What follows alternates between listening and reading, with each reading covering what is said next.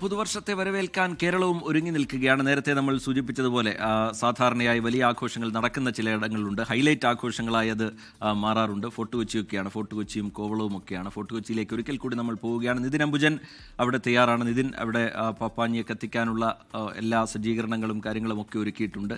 ആളുകൾ ഒരുപാടെത്തും. അതുകൊണ്ട് തന്നെ അതിൻ്റെ ഭാഗമായുള്ള നിയന്ത്രണങ്ങളും ക്രമീകരണങ്ങളും ഉണ്ടാകും. റോഡുകളിൽ വലിയ തിരക്കുണ്ടാകും. അവിടേക്ക് എത്തുന്ന ആളുകൾക്ക്, ഈ പരിപാടികൾ ആസ്വദിക്കാൻ എത്തുന്ന ആളുകൾക്കുൾപ്പെടെ പോലീസ് നൽകുന്ന നിർദ്ദേശങ്ങളും അറിയിപ്പുകളും ഏതു തരത്തിലാണ്? ഒരുക്കങ്ങൾ അതിൻ്റെ ഏതാണ്ട് പൂർത്തിയായി കഴിഞ്ഞിട്ടുണ്ടെന്നറിയാം. അതിൻ്റെ വിശദാംശങ്ങൾ കൂടി നിതിൻ അംബുജൻ.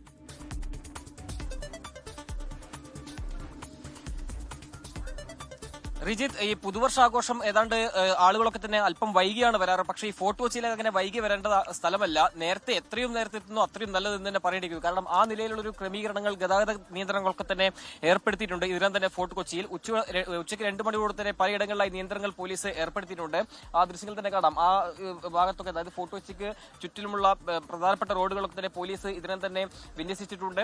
വാഹനങ്ങളൊക്കെ തന്നെ തിരക്ക് കൂടുകയാണെങ്കിൽ വാഹനങ്ങൾ അവിടെ തടയുന്ന ഒരു സാഹചര്യം ഉണ്ടാകും. എന്തായാലും നേരത്തെ സൂചിപ്പിച്ച പ്പോൾ തന്നെ ജില്ലയിലെ പല ഇടങ്ങളിൽ നിന്ന് ആളുകളൊക്കെ തന്നെ ഇപ്പോൾ ഈ ഫോർട്ട് കൊച്ചിയിലേക്ക് വന്നുകൊണ്ടിരിക്കുകയാണ്.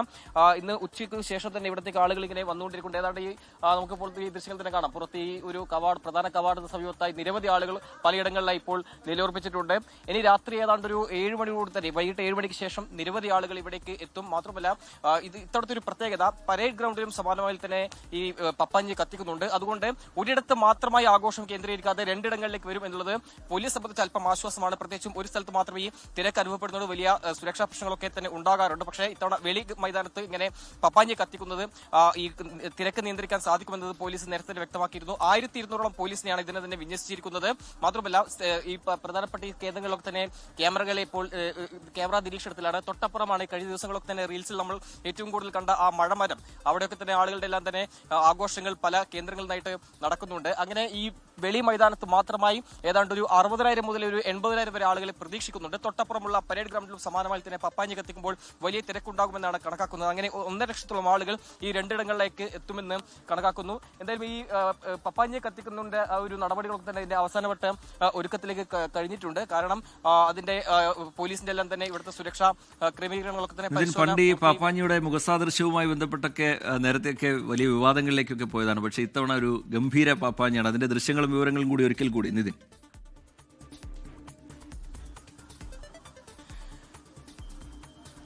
റിജിത്ത്, അത് തന്നെ ഒരു പടുകൂറ്റൻ ഗംഭീരമായ പപ്പാഞ്ഞിയാണ് ഇവിടെ കെട്ടിയിരിക്കുന്നത്. ഏതാണ്ട് 55 അടി ഉയരത്തിലുള്ള ഒരു പാപ്പാഞ്ഞിയാണ്. ഒരു ഇറ്റാലിയൻ മാതൃകയിലുള്ള പാപ്പാഞ്ഞിയാണ്. നല്ല ഗംഭീരമായി തന്നെ പടുകൂറ്റൻ പാപ്പാഞ്ഞി ഇവിടെ വെളി മൈതാനത്ത് തയ്യാറാണ്.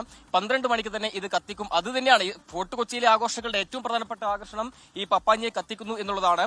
തൊട്ടപ്പുറമുള്ള വെളി മൈതാനത്തും ഈ പാപ്പാഞ്ഞി തയ്യാറാണ്. ഏതാണ്ട് 50 അടി ഉയരത്തിലുള്ള പാപ്പാഞ്ഞിയാണ് അവിടെ തയ്യാറായിരിക്കുന്നത്.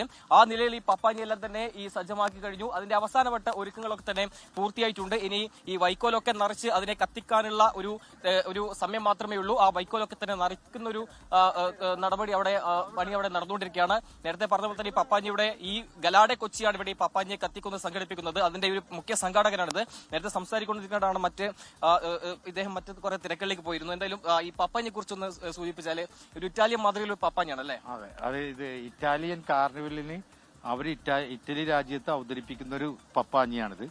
ഈ പ്രാവശ്യം ആ സ്ട്രക്ചറാണ്, ആ കൾച്ചറാണ് നമ്മൾ ഈ പ്രാവശ്യം കൊച്ചിയിൽ ചെയ്തിട്ടുള്ളത്. ഒരുപക്ഷെ നമ്മളെ സംബന്ധിച്ചിടത്തോളം 55 അടിയോളം ആയിട്ടുണ്ട് ഈ പപ്പാഞ്ഞിക്ക്. ഒരുപക്ഷെ ഇന്ത്യയിലെ തന്നെ ഏറ്റവും വലിയ പപ്പാഞ്ഞിയായിരിക്കും. ഗോവയുടെ മുകളിൽ നിൽക്കണയാണ്. നമ്മളിപ്പോൾ അത് അന്വേഷിച്ച് കൃത്യമായിട്ടാണ് പറയുന്നത്. അപ്പോൾ ഇതിന്റെ ഒരു സുരക്ഷ, ഇതിൻ്റെ അകത്ത് ഇപ്പോൾ ഫയർ എഞ്ചിൻ വന്നു. നമുക്ക് ഫയർ എഞ്ചിൻ വന്നു കഴിഞ്ഞ് 1 മണിക്കൂർ കഴിയുമ്പോൾ മാത്രമാണ് അങ്ങേക്ക് കാണാൻ കഴിയും ആ വൈക്കോലുകൾ. ഇത് അതിൻ്റെ അകത്തേക്ക് നമുക്ക് ആ വൈക്കോലുകൾ ഇതിൻ്റെ അകത്തേക്ക് നിറക്കണം. എന്നാൽ പൊട്ടാത്ത പടക്കങ്ങളും ഇതിൻ്റെ ഒപ്പം കയറ്റി വിടണം. കാര്യം 3 ഏണിയാണ് അതിൻ്റെ പുറത്തിരിക്കുന്നത്. 48 അടിയുള്ള 3 ഏണികൾ അതിൻ്റെ അകത്തുണ്ട്. അപ്പോൾ ഞങ്ങളുടെ പ്രവർത്തകരെല്ലാം അതിൻ്റെ അകത്താണ് ഇരിക്കുന്നത്. ഞങ്ങളുടെ മുഖ്യ ശില്പി അരുൺ അതിൻ്റെ അകത്തുണ്ട്. ഇപ്പോൾ അതിൻ്റെ അകത്ത് നിന്ന് ഫില്ലിങ് ചെയ്തുകൊണ്ടിരിക്കുകയാണ്. അപ്പോൾ നമ്മൾ കൈകളിലേക്കാണ് വൈക്കോലുകൾ ഇറക്കിക്കൊണ്ടിരിക്കുന്നത്. എന്നാലേ ഇത് നന്നായിട്ട് ഇത് ചെയ്യാൻ പറ്റുള്ളൂ. ഇപ്പോൾ ഫയർ എഞ്ചിൻ്റെ പെർമിഷൻ കൂടി കിട്ടിക്കഴിഞ്ഞ് ബഹുമാനപ്പെട്ട ഡെപ്യൂട്ടി കമ്മീഷണർ അശ്വതി മേഡം വന്നത് വെരിഫൈ ചെയ്ത് കഴിഞ്ഞു. എത്ര നേരം കൊണ്ട് ഈ വൈക്കോലൊക്കെ നിറച്ച് പടക്കമൊക്കെ നമ്മളിതൊരു ഇന്നൊരു 9 മണി വരെ ഇതിന്റെ ഫില്ലിംഗ് നടന്നുകൊണ്ടിരിക്കും. 9 മണിയാകുമ്പോഴായിരിക്കും നമുക്ക് അവിടെ നിന്ന് ഊരി പോരാൻ കഴിയുന്നത് 9 മണിയാവും. ഫയർഫോഴ്സിനെല്ലാം തന്നെ ഈ പെർമിഷനൊക്കെ ലഭിച്ചു കഴിഞ്ഞു. ഇവിടുന്ന് ആളുകളൊക്കെ തന്നെ ഇങ്ങനെ ഓരോരുത്തരായി ഒഴിപ്പിക്കുന്നുണ്ട്. കാരണം നേരത്തെ പറഞ്ഞ പോലെ തന്നെ വൈക്കോലും അതോടൊപ്പം തന്നെ പടക്കങ്ങളൊക്കെ തന്നെ നിറയ്ക്കുന്ന ഒരു നടപടികളോടെ നടന്നുകൊണ്ടിരിക്കുകയാണ്. ആളുകളൊക്കെ തന്നെ ഈ പരിസരത്ത് നേരത്തെ നിരവധി പേർ സെൽഫി എടുക്കാനും എല്ലാം തന്നെ ഇവിടെ ഉണ്ടായിരുന്നു. അവരെല്ലാം ഓരോരുത്തരായി പോലീസും അതോടൊപ്പം തന്നെ ഉദ്യോഗസ്ഥരൊക്കെ തന്നെ ഇവിടുന്ന് ഒഴിപ്പിച്ചിട്ടുണ്ട്. ഇനി ഈ ഒരു വൈക്കോലൊക്കെ നിറച്ച് ഏതാണ്ട് 9 മണിയോട് തന്നെ കത്തിക്കാൻ തയ്യാറായി ഈ പപ്പാഞ്ഞി ഇവിടെ ഉണ്ടാകും. വെളി മൈതാനത്ത് 55 അടി ഉയരത്തിലാണ് പപ്പാഞ്ഞി തയ്യാറായിരിക്കുന്നത്. കഴിഞ്ഞ വർഷവും വെളി മൈതാനത്ത് പപ്പാഞ്ഞി കത്തിച്ചിരുന്നു. പക്ഷേ പരേഡ് ഗ്രൗണ്ടിലെ പപ്പാഞ്ഞി കത്തിച്ചിരുന്നില്ല. അത് നേരത്തെ സൂചിപ്പിച്ചപ്പോൾ തന്നെ ഈ മൻമോഹൻ സിംഗിന്റെ വിവാദത്തെ തുടർന്നായിരുന്നു അവിടുത്തെ ആഘോഷം മാറ്റിവെച്ചത്. വെളി മൈതാനത്ത് ഇക്കുറി 50 അടി ഉയരത്തിലുള്ള പപ്പാഞ്ഞിയാണ് ഉണ്ടായിരിക്കുന്നത്. വിദേശത്തടക്കം ഏതാണ്ട് 10,000-ഓളം അതിഥികൾ അല്ലെങ്കിൽ ഈ പുതുവർഷം ആഘോഷിക്കാൻ ഫോർട്ട് കൊച്ചിയിൽ എത്തുമെന്നാണ് പ്രതീക്ഷിക്കുന്നത്. വിദേശികൾക്കെല്ലാം തന്നെ ഇവിടെ നൃത്തം ചെയ്യാനും അവർക്ക് ആഘോഷിക്കാനെല്ലാം തന്നെ ഒരു പ്രത്യേക പവലിയൻ ഇവിടെ തയ്യാറായിട്ടുണ്ട്. അങ്ങനെ വിപുലമായ ആഘോഷങ്ങൾ ഈ തവണ ഫോർട്ട് കൊച്ചിയിൽ നമുക്ക് പ്രതീക്ഷിക്കാം. അതിനുള്ള എല്ലാ ഒരു ക്രമീകരണങ്ങളും ഇവിടെ ഒരുക്കിയിട്ടുണ്ട്. ഇന്ന് ആഘോഷത്തിന്റെ ദിവസമാണ്, സന്തോഷത്തിന്റെ ദിവസമാണ്. അതിനുവേണ്ട ഒരുക്കങ്ങളെല്ലാം പ്രധാനപ്പെട്ട പോയിന്റുകളിലെല്ലാം ഉണ്ടാവുകയാണ്. ഫോർട്ട് കൊച്ചിയിൽ നിന്ന് നിതിൻ അംബുജൻ അതിന്റെ വിശദാംശങ്ങൾ പങ്കുവെക്കുകയായിരുന്നു. ഒരു ഇറ്റാലിയൻ മാതൃകയിലുള്ള പപ്പാഞ്ഞിയാണ് ഇത്തവണ അവിടെ കത്തിക്കാനായി ഒരുക്കിയിരിക്കുന്നത്.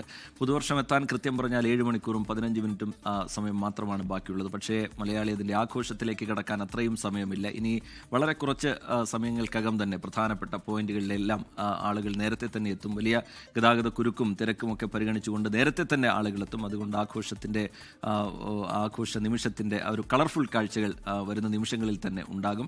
ലോകത്തിന്റെ വിവിധയിടങ്ങളിൽ ഇപ്പോൾ പുതുവർഷം എത്തിക്കഴിഞ്ഞിരിക്കുന്നു. ലോകത്തെവിടെയായാലും ഏത് സമയത്തും 24 വാർത്തകളും ഓഗ്മെന്റഡ് റിയാലിറ്റി പാക്കേജുകളും എക്സ്പ്ലെയിനറുകളും വിശദമായി കാണാൻ ഞങ്ങളുടെ യൂട്യൂബ് ചാനൽ നിങ്ങൾക്ക് സബ്സ്ക്രൈബ് ചെയ്യാം.